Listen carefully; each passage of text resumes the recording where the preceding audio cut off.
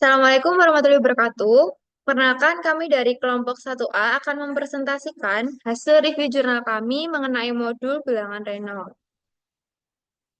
Jadi, dalam jurnal tersebut memiliki latar belakang, yaitu air dan cairan lainnya seperti minyak dan bensin adalah kebutuhan dasar yang sangat penting. Hampir setiap aspek kehidupan kita memerlukan air. Kita akan melihat bagaimana memanfaatkan air secara optimal untuk kebutuhan masyarakat. Keberadaan air sangat vital, baik untuk penyediaan air bersih dan minum maupun untuk kebutuhan industri. Nah, fluida. Menurut Jalaluddin et al. Tahun 2019, fluida merupakan zat yang mengalir ketika dipengaruhi gaya, baik dalam fase gas maupun fase cair. Kemudian di sini dijelaskan juga mengenai jenis-jenis aliran fluida, yang dimana terdapat tiga jenis aliran fluida menurut Subagio et al. Tahun 2016. Yang pertama adalah aliran laminar, yang dimana aliran laminar tersebut memiliki bilangan Reynolds eh, kurang dari 2300. Kemudian ada aliran transisi, yang dimana aliran transisi ini memiliki bilangan Reynolds di antara 2300 dan juga 4000. Kemudian terakhir adalah aliran turbulen yang memiliki bilangan Reynolds lebih dari 4000. Selanjutnya akan disampaikan oleh teman saya.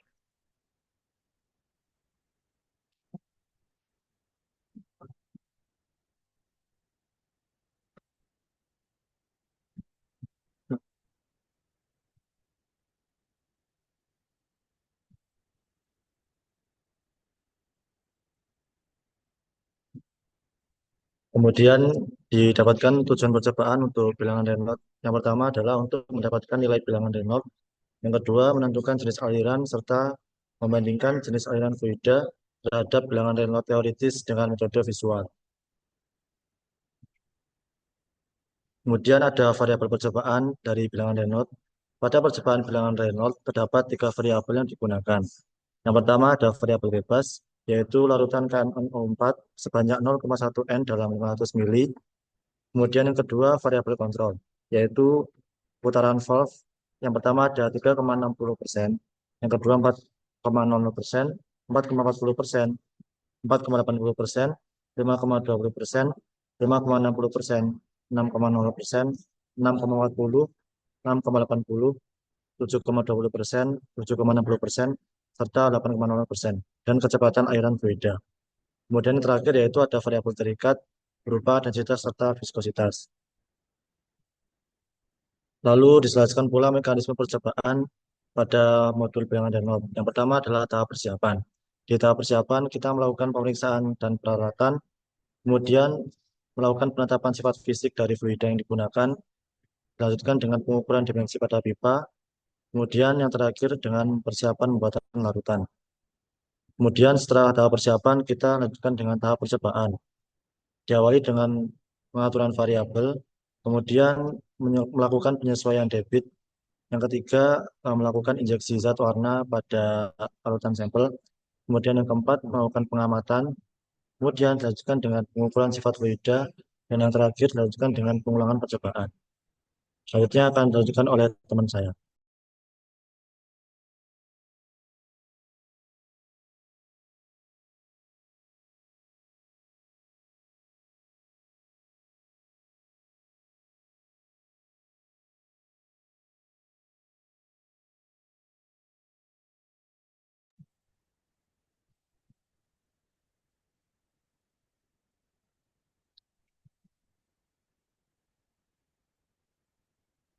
Selanjutnya, hasil percobaan didapatkan berdasarkan percobaan yang telah dilakukan oleh penelitian sebelumnya, didapatkan hasil sebagai berikut, yakni variabel bukan katup, kemudian didapatkan data debit, dan kemudian didapatkan data rata-rata.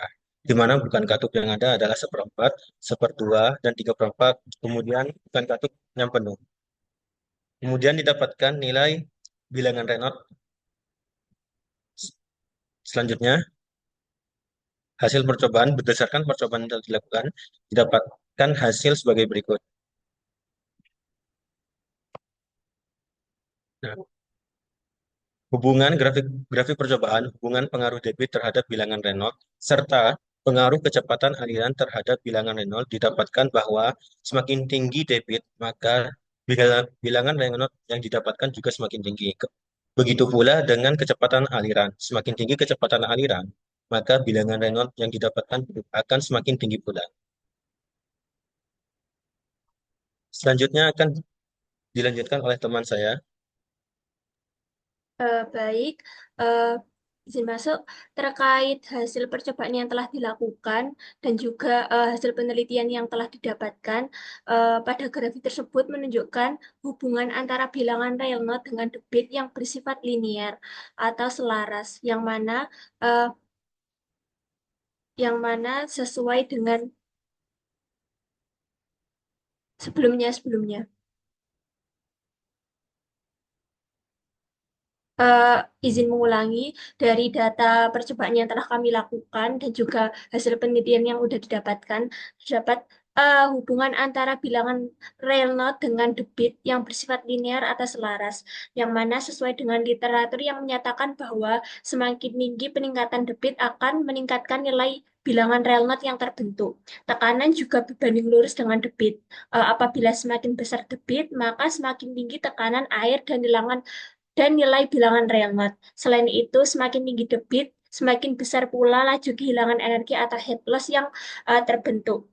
Begitupun sebaliknya, peningkatan laju aliran menyebabkan lebih banyak volume fluida yang bergesekan dengan dinding pipa, sehingga menghasilkan bilangan Reynolds yang tinggi. Next.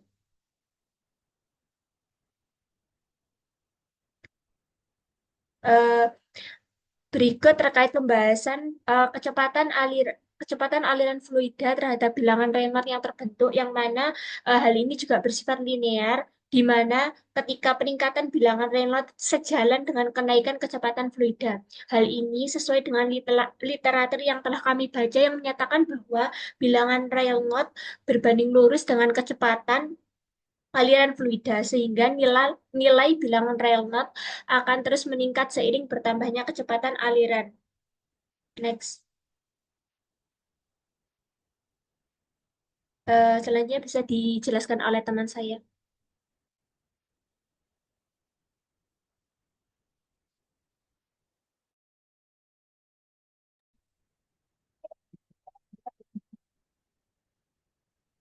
Oke, terima kasih. Selanjutnya, dibandingkan dengan penelitian yang telah dilakukan sebelumnya, di mana di sini ada penelitian yang dilakukan oleh Yanwar dan Didit pada tahun 2016, di mana dari penelitian yang telah dilakukan itu menunjukkan bahwa nilai koefisien gesek pada rangkaian pipa itu menurun seiring dengan peningkatan dari bilangan Reynolds itu sendiri, di mana variasi dalam diameter dan kekerasan pipa itu dapat berpengaruh terhadap hasil yang didapatkan.